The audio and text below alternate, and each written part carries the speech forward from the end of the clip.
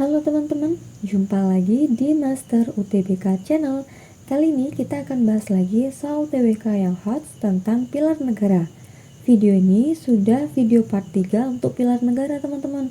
Bagi teman-teman yang belum menonton video pilar negara part 1 dan part 2, teman-teman bisa klik linknya di deskripsi video ini. Teman-teman bantu support kami dengan cara like, komen, dan share video ini sebanyak-banyaknya agar bermanfaat bagi teman-teman yang lain. Dan bagi teman-teman yang baru pertama kali mengunjungi channel kami, teman-teman bisa subscribe channel kami Master UTBK dan follow akun IG kami @master_UTBK. Di IG ini kami update latihan soal setiap hari, jadi teman-teman nanti bisa belajar baik via YouTube maupun via Instagram. Dan sekedar info, di sini kami memiliki belajar online baik untuk jenjang SD, SMP maupun SMA. Dan kami membuka kelas untuk UTBK, CPNS, dan sekolah kedinasan. Bagi teman-teman yang berminat untuk bergabung di bimbel kami, teman-teman bisa menghubungi admin WA kami di 083 861 705 343. Oke, langsung saja kita ke soal yang pertama.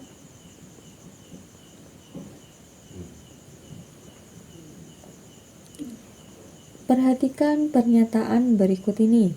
Yang pertama, modal pembangunan. Yang kedua, satu-satunya asa bagi kehidupan bangsa Indonesia. Yang ketiga, pendorong terciptanya pembangunan di segala sektor. Yang keempat, berasal dari rakyat Indonesia dan sekitarnya. Yang kelima, pandangan hidup bangsa sebelum bangsa Indonesia. Yang keenam, cita-cita dan tujuan seluruh bangsa Indonesia. Nah, yang ditanyakan di soal, dari pernyataan di atas yang merupakan fungsi dan peranan Pancasila dalam kehidupan berbangsa dan bernegara Indonesia adalah nomor berapa? Oke, yang mana jawabannya teman-teman? Apakah yang A, nomor 1, 2, dan 3, B, nomor 2, 3, dan 4, yang C, nomor 3, 4, dan 5, yang D, nomor 4, 5, dan 6, ataukah yang E, hanya nomor 1 dan nomor 6? Mana jawabannya teman-teman? Yuk kita bahas. Fungsi dan peranan Pancasila dalam kehidupan berbangsa dan bernegara Indonesia adalah: yang pertama, sebagai jiwa bangsa Indonesia. Yang kedua, jiwa kepribadian bangsa Indonesia. Yang ketiga, sumber dari segala sumber hukum. Yang keempat, sebagai perjanjian luhur bangsa. Yang kelima, pandangan hidup yang mempersatukan bangsa Indonesia. Yang keenam, cita-cita dan tujuan seluruh bangsa Indonesia. Yang ketujuh, satu-satunya asas dalam kehidupan bangsa Indonesia. Dan yang kedelapan, modal pembangunan. Nah, kalau kita lihat fungsi dan peranan Pancasila di sini, yang ada di pertanyaan tadi itu adalah opsi yang E, yaitu nomor 1 sebagai modal pembangunan, dan nomor 6 yaitu sebagai cita-cita dan tujuan seluruh bangsa Indonesia. So, jawabannya adalah yang E. Nah, sekarang kita lihat lagi opsinya dari pernyataan 1 sampai 6 teman-teman. Pernyataan 1, modal pembangunan. Ini merupakan fungsi dan peranannya ya. Yang kedua, satu-satunya asa. Ini bukan asa tapi di sini asas. Bagi kehidupan bangsa Indonesia, ini juga benar. Pendorong terciptanya pembangunan di segala sektor, ini kurang tepat. Berasal dari rakyat Indonesia dan sekitarnya, ini kurang tepat. Kemudian pandangan hidup bangsa sebelum bangsa Indonesia, ini kurang tepat. Jadi jawabannya itu nomor 1, 2, dan 6. Nah, karena di opsi ini tidak ada,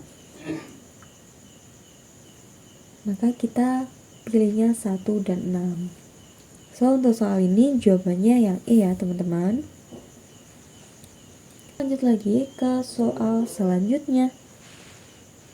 Yang berkedudukan sebagai landas ideal dalam wawasan Nusantara dalam paradigma sosial adalah apakah yang A.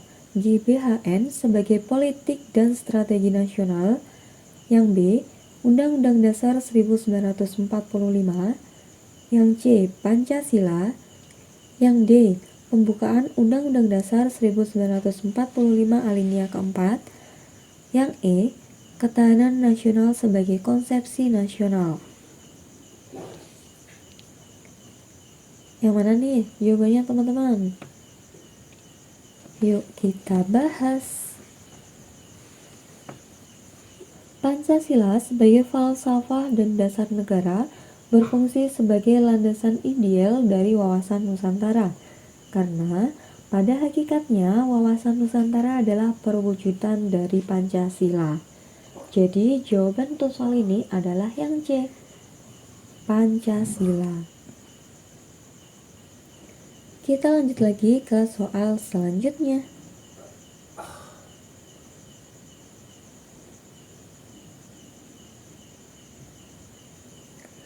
Berikut ini yang merupakan pengertian paham negara integralistik Indonesia adalah yang mana? Apakah yang A?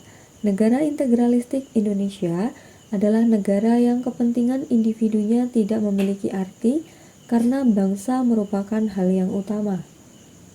Yang B, negara integralistik Indonesia adalah negara yang kehidupan individu dan golongannya tidak begitu utama.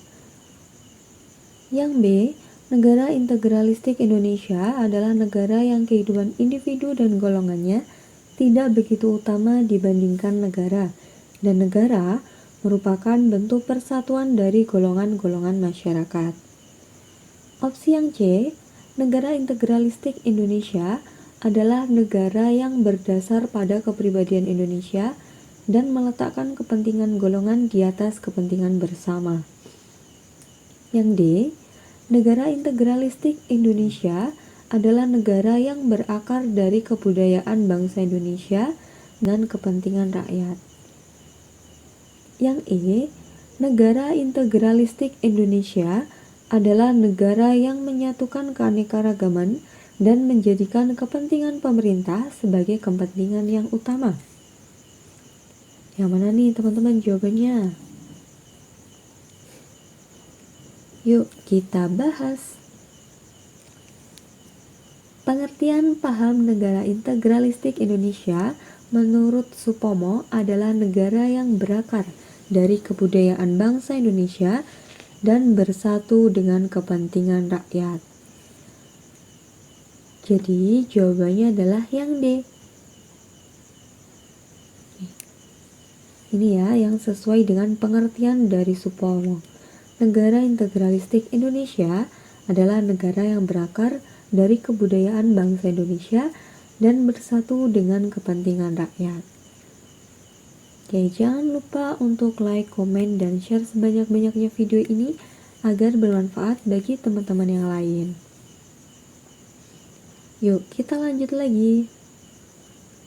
Perilaku demokratis diharapkan tercipta dalam kehidupan bermasyarakat, berbangsa, dan bernegara seperti dewasa ini. Pengertian sikap demokratis ini secara sederhana adalah apakah yang A, menerima dan mengajukan pendapat dengan cara manusiawi, yang B, memutuskan hasil rapat berdasarkan kepentingan pribadi, yang C, mendengar dan menerima pendapat orang berdasarkan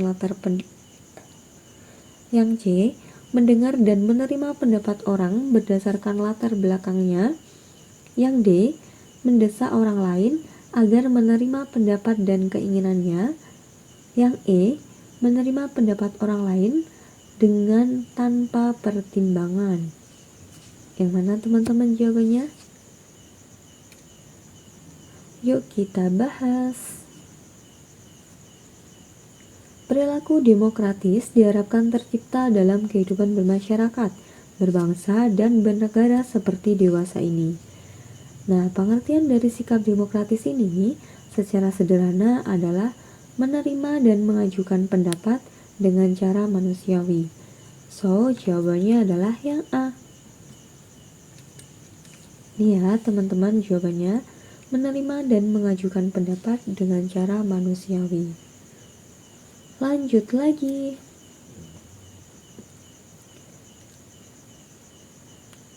Berikut ini merupakan hubungan kausal organis antara alinea keempat dalam pembukaan UUD 1945 dengan batang tubuh UUD 1945, kecuali. Hati-hati teman-teman, di sini ada kata kecuali.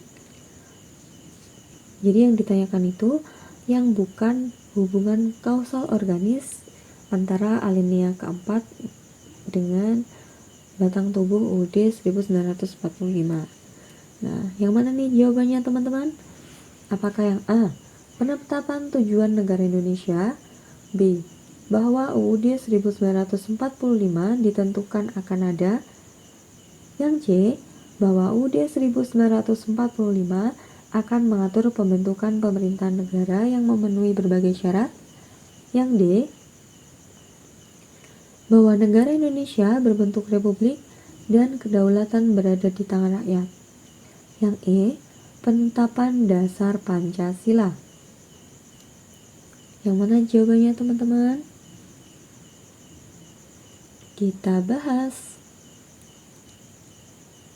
Pembahasan alinea keempat dalam pembukaan UUD 1945 memiliki hubungan kausal organis dengan batang tubuh UUD 1945.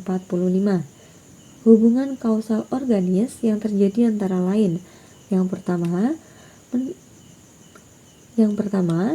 bahwa UUD 1945 ditentukan akan ada. Yang kedua, bahwa UUD akan mengatur pembentukan pemerintahan negara yang memenuhi berbagai syarat.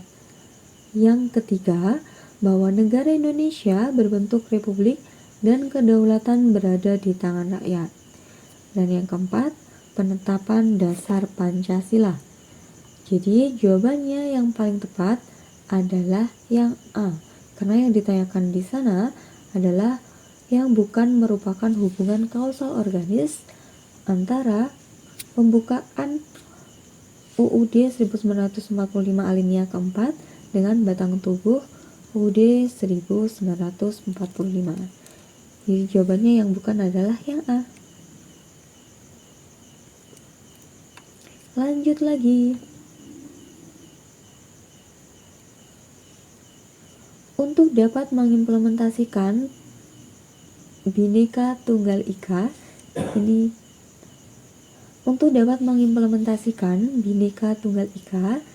kurang ya teman-teman. Bhinneka.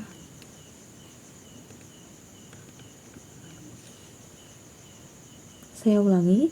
Untuk dapat mengimplementasikan Bhinneka Tunggal Ika dalam kehidupan berbangsa dan bernegara, dipandang perlu untuk memahami secara mendalam prinsip-prinsip yang terkandung dalam Bhinneka Tunggal Ika.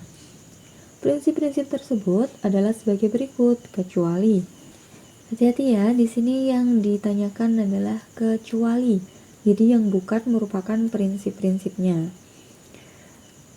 Apakah yang A, persamaan dalam perbedaan? Yang B, tidak bersifat formalitas? Yang C, bersifat konvergen? Yang D, tidak sektarian? Yang E, bersifat formalitas. Yang mana jawabannya teman-teman? Tuliskan jawaban kalian di kolom komentar, dan nanti jawaban kalian akan kami koreksi di kolom komentar itu. Jangan lupa untuk follow akun IG kami @master_utbk, subscribe channel kami Master UTBK, dan follow akun TikTok kami Master_UTBK. Bagi teman-teman yang berminat untuk bergabung di bimbel online kami, teman-teman bisa menghubungi admin WA bimbel kami di 083 861 705 343. Sampai jumpa di video selanjutnya. Bye-bye.